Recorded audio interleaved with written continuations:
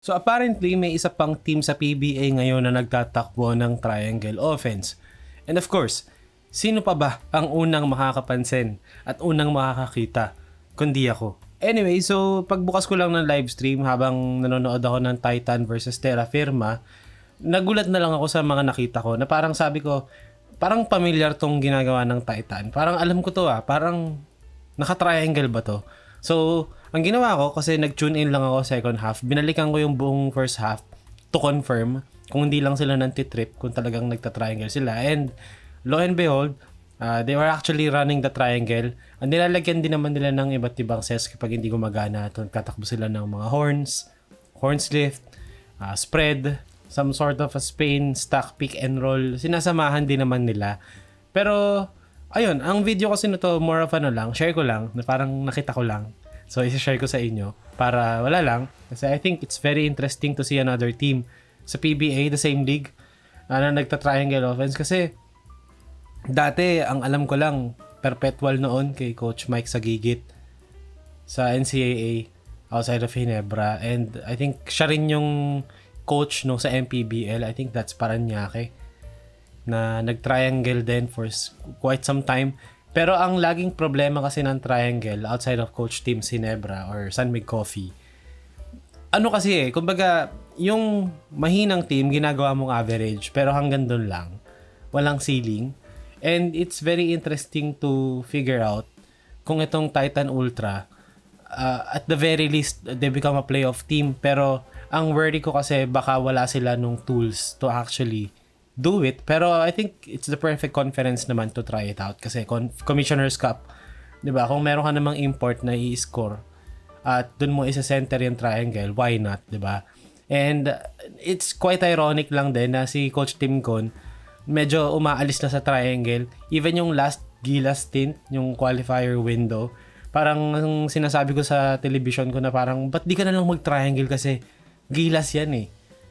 Kasi kung sa Ginebra, hindi siya mag-triangle, tama lang yun kasi wala silang pyesa to run the triangle. Tama lang yun. I-focus mo kay na RJ, di ba? Pero sa Gilas kasi, anyway, hindi naman to Gilas video. Pero for Titan kasi, ang doubt ko lang is wala silang pyesa to run it successfully. Pero if merong conference to actually try it out, Commissioner's Cup yun. So anyway, simulan na natin. Very familiar guys sa mga makikita nyo kung familiar ka sa triangle offense. Dito makikita natin, pass to the wing, magka-cut through si Joshua Monzon. So, ayan na yung triangle. Yan na mismo yun. Triangle na yan. Then, ito, merong hilaw na down screen para sa tao sa top. And then, eventually, si import magiging pinch post. Very familiar. Ito yung, kumbaga, tatlo sa basic entries ng triangle offense. Ito yung gusto kong i-mention.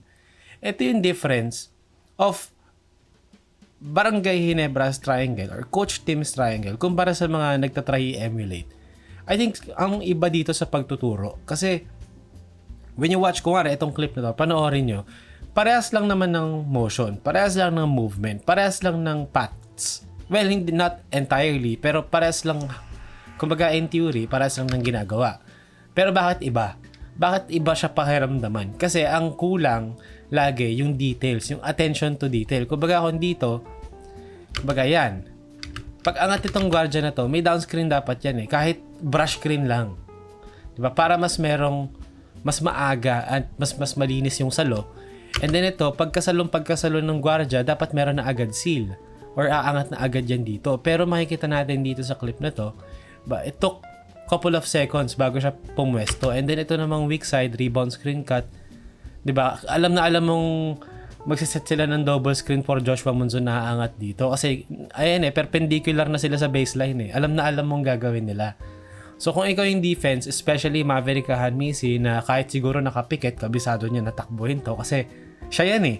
Diba? Sa Ginebra, siya yan eh. Siya yung nagsiset dyan ng screen. So, kumbaga, yung attention to detail ba, tsaka selling it, yung with kumbaga running it with conviction, although nakascore dito, pero kumbaga ibibigay ko na din yung benefit of the doubt kasi syempre first game, pero yun yung pinagkaiba usually. Kumbaga tinatakbo mo yung same offense pero you're not really running the same offense kasi kulang dun sa mga maliliit na bagay. Kumbaga yun yung nagsiseparate sa championship team tsaka sa OK team. Dito again, pass to the post, may dalawang magka-cut through, going to be a down screen dito sa weak side. Okay, dahil si Balanza, familiar sa triangle, kita nyo, pagkapasa rito ni Balanza, okay, hindi niya na sinigurado na sakto siya. Kasi for sure, pagtuturo, pass to the wing, or mag-dribble option ka sa wing, then hanapin mo yung big man, di ba? A line of deployment, yan yung tawag dyan line of deployment. Kasi, kumbaga, square siya sa ring, sa tao sa wing, tsaka yung poste. Line of deployment tawag doon. So, alam ni Balanza, dahil familiar siya sa triangle, hindi ko na kailangan gawing sobrang square yan. Basta mapasok yung bola, na hindi na siya nag-isip, diretso 4 siya, diretso set ng screen, kumbaga, walang lag sa internet. O, diretso doon. So, maganda yung salo nung umangat sa down screen. Though, wala siya nung tools to actually shoot that and create from that spot, doon na nagkakaroon ng problema. Kaya ang ending dito, classic triangle problem, shot clock violation, at wala silang nakuhang quality look out of it, out of that possession. And then dito naman, I think this is pinch post. Gagawin nila pass to the top dito kay Ambohot. Yan, swing, pero ang tagal inabot, 'di ba? Parang ilang seconds 'yun. 1, 2,000, 3,000, 4 seconds bago magkaroon ng susunod na step, 'di ba? And dito, again, obvious nagtuturuan pa sila, hindi setan mo na ng screen. Hindi, ikaw. Sa angat to rito. Ito naman, anong gagawin ko? Abangan ko ba yung rebound screen cut kay Balanza? Magsisil ba to sa pinch post? Aangat ba yan? Mag-set ba siya ng screen? So, kumbaga, yun yung nagde-delay kasi. Kaya laging nauubusan ng option sa triangle offense. Kasi, kumbaga, hindi sila sure sa gagawin nila. And I think I blame the offense, the system, for that. Kasi it's 2026. Kumbaga, noong 2000s nga, late 2000s, tsaka early 2010s, ang Spurs, di ba, 0.5 offense. Naka-motion sila.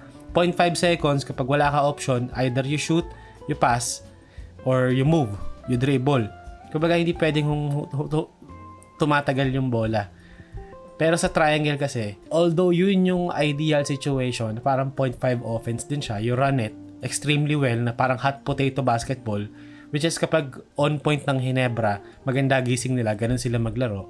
Pero maraming kasing possessions na ganun talaga Kasi especially kapag maraming bagong players, may mga trade na nangyari, chemistry hindi ganun kasolid, nangyayari talaga yung mga ganun. Dito, pass to the pinch post, Balanza. Again, si Balanza lang talaga yung maganda magtakbo ng triangle So napapanood ko dito Kasi si Balanza, na-exercise niya yung hot potato basketball Pag sala niya dito, ni Balanza sa tuktok, ayun ang bilis umalis ng bola sa kamay ni Balanza, which to me is very impressive, and I expect from Balanza kasi ilang taon din naman niyang naghinebra. Dito naman another I think set up ulit nila rito sa sideline, tapos pupunta sila sa poste, cut through, down screen, pero again sobrang expected na nung down screen kasi, and si Monzon dapat lumalapit yan dito para yung double team hindi ganong fully mag-commit. Kasi if meron Joshua Monzon dito, susundan mo na dapat yan para nasa iyo yung kick out. Pero nangyari, walang sumunod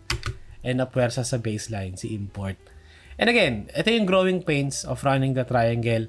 Again, hindi ko sila binabash. I'm just pointing out na may team sa PBA na naka-triangle. It takes balls to actually, try to run it. So, I wish them good luck. Pero at the same time, meron akong doubts. Pero sana yung doubts ko, hanggang doubts lang. Kasi it would be very interesting to see another team. Especially kung masecure nila si Greg. Magkaroon ng clearance si Greg to play for them. Should be fun. At the very least. Yun lang naman yung wish ko sa basketball ngayon.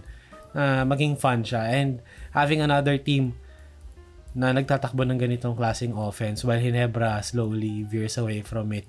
And then makuha sana ng Titan si Greg. And sana hindi sila farm team, di ba? Very interesting, very fun. And something I can look forward to kasi pwede ko itong balik-balikan. Pwede ko silang kamustahin eventually. Like kung wari, katapusan na ng eliminations, kamustahin ko sila. Meron na akong stats na hawak. And di na lang vibes. So ayun, at least it's content and it's interesting. Yun naman lang yung wish ko talaga, fun and interesting. Which is, yun, ginagawa ng Titan.